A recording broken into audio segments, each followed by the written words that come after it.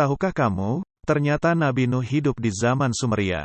Bagi yang sudah nonton dan subscribe video ini, admin doakan sehat selalu. Banyak yang request nih ke admin, coba telusuri zamannya Nabi Nuh. Baiklah, admin akan membawa pemirsa sekalian jalan-jalan ke negerinya Nabi Nuh alaihi salam. Siapkan kopi Anda, tenang saja biaya traveling admin yang tanggung. Disclaimer, yang tidak kuat jangan nonton video ini. Siapkan obat sakit kepala, admin tidak tanggung jawab jika kepala pemirsa akan pusing setelah nonton video ini. Assalamualaikum warahmatullahi wabarakatuh. Sebelumnya, mari kita baca lagi hadis berikut. Berbekal informasi dari hadis ini kita bisa telusuri bahwa 1000 ditambah 1000 ditambah 700 ditambah 1500 ditambah 600 sama dengan 4800 sebelum Masehi. Karena jarak antara Adam dengan Nuh adalah 1000 tahun maka 4800 dikurangi dengan 1000 hasilnya 3800 tahun sebelum Masehi. Sekarang kita dapatkan informasinya bahwa Nabi Nuh menjalani kehidupannya di sekitar 3800-an sebelum Masehi. Jika ditambahkan dengan tahun Masehi saat ini berarti 3800 ditambah 2023 sama dengan 5823.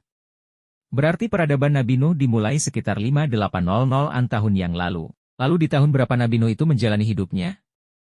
Mari kita hitung. Informasi dari Bible dan Al-Quran didapatkan bahwa saat terjadi banjir besar usia Nabi Nuh saat itu berusia 600 tahun. Informasi di Al-Quran bahwa Nabi Nuh berusia mencapai 950 tahun. Seperti yang sudah kita hitung di awal, bahwasannya peradaban Nabi Nuh dimulai sekitar 3800 sebelum Masehi. Ini akan kita kurangi dengan umur Nabi Nuh yang kata Al-Quran mencapai 950 tahun, kita dapatkan hasilnya yaitu 2850 lalu dikurangi lagi 600 tahun. Sehingga 2850 dikurangi 600 hasilnya 2250. Sudah kita dapatkan hasil akhirnya bahwa Nabi Nuh alaihi salam menjalani kehidupannya di periode 2250 sebelum Masehi. Informasi kapan Nabi Nuh menjalani kehidupannya sudah kita dapatkan sekarang mari kita telusuri di tahun berapa peradaban Sumeria itu dimulai. Siapa sebenarnya bangsa Sumeria ini? Bangsa Sumeria merupakan bangsa yang merintis peradaban Mesopotamia dan merupakan penduduk asli wilayah Mesopotamia. Bangsa Sumeria berasal dari Asia Kecil, wilayah Turki sekarang. Sumber lain mengatakan Persia yang kemudian masuk ke wilayah Mesopotamia melalui Iran sekitar tahun 5300 sebelum Masehi. Angka tersebut menunjukkan periode pradinasti atau dikenal dengan nama periode Ubaid dalam sejarah Sumeria. Sejak periode Uruk sekitar 4000 sampai dengan 3100 sebelum Masehi dan periode Jamdet Nas sekitar 3100 sampai dengan 2900 sebelum Masehi, bangsa Sumeria sudah mengenal peradaban dengan dikembangkannya tulisan kuneiform. Pada periode Jamdet Nasr, bangsa Sumeria mulai mengenal bentuk semi kerajaan dalam tata pemerintahannya. Ubaid, Uruk, dan Jamdet Nas merupakan nama kota dan situs di Irak sekarang, tempat ditemukannya peninggalan-peninggalan bangsa Sumeria. Periode Ubaid. Berdasarkan hasil temuan dan penelitian para ahli arkeologis, bangsa Sumeria pertama kali mendiami wilayah Ubaid yang sekarang adalah Al-Ubaidi di Irak, antara 5300 sampai dengan 4000 sebelum Masehi. Oleh karena itu masa ini dinamakan periode Ubaid. Inilah masa prasejarah Mesopotamia. Pada masa ini, bangsa Sumeria tinggal dalam pemukiman-pemukiman besar serta memiliki kemampuan-kemampuan seperti membangun jaringan-jaringan kanal yang luas untuk mendukung kegiatan pertanian, membuat bangunan rumah dari bata lumpur berbentuk 4 persegi panjang, menyamak kulit, membuat tembikar warna-warni, dan membuat sabit dari tanah liat yang dibakar dengan api yang sangat panas. Pada periode ini mereka sudah bisa membuat roda dari tanah liat.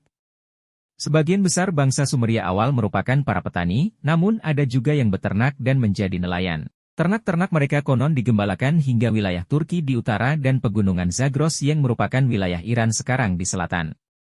Periode Uruk. Periode selanjutnya adalah periode Uruk sekitar 4000 sampai dengan 3100 sebelum Masehi. Periode ini ditandai dengan munculnya kehidupan urban di Mesopotamia dalam bentuk munculnya negara-negara, kota dan organisasi pemerintahan. Hal ini dapat diketahui dari ditemukannya mangkuk tanah liat yang diproduksi massal. Penggunaan cap silinder telah dikenal pada periode ini. Pada akhir periode ini, muncul bentuk awal huruf kuneiform atau huruf paku berbentuk gambar atau piktograf. Periode Jamdet Nasr. Pada periode ini, bangsa Sumeria sudah mampu membuat tembikar berglasir monokrom dan polikrom. Selain geometris, desainnya figuratif dengan tampilan gambar pohon dan binatang seperti burung, ikan, kambing, kalajengking dan ular.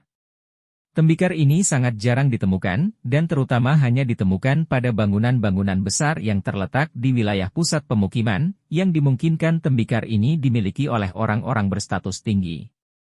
Selain tembikar, kuneiform juga mengalami perkembangan yang pada awalnya berbentuk piktograf berbentuk gambar. Pada periode Jamdetnas setelah dikembangkan menjadi bentuk yang lebih sederhana dan abstrak. Pada awalnya, kuneiform hanya digunakan sebagai pencatatan hasil panen, barang-barang, dan binatang peliharaan. Pada periode dinasti kemudian kuneiform digunakan sebagai tulisan resmi dalam pemerintahan termasuk untuk menulis daftar raja-raja yang memerintah kegiatan ritual, distribusi pangan, dan lain-lain. Bangunan-bangunan tersentralisasi. Pada salah satu kuneiform yang ditemukan menunjukkan tentang tata kehidupan bersama, dan segel atau cap berbentuk silinder yang ditemukan di situs Jamdetnas yang menunjukkan pemukiman yang sangat terorganisasi.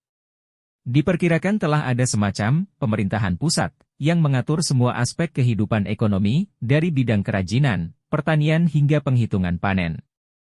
Sistem pertanian mengandalkan pertanian subsisten atau hanya mencukupi kebutuhan penggembalaan ternak seperti kambing dan biri-biri, serta perdagangan menggunakan sistem barter dalam skala kecil. Dengan hasil yang melimpah, bangsa Sumeria pada tahun 3000 sebelum Masehi berhasil mendirikan 12 kota besar, semacam negara kota, di antaranya Ur, Uruk, Lagash, Nippur, Girsu dan Eridu.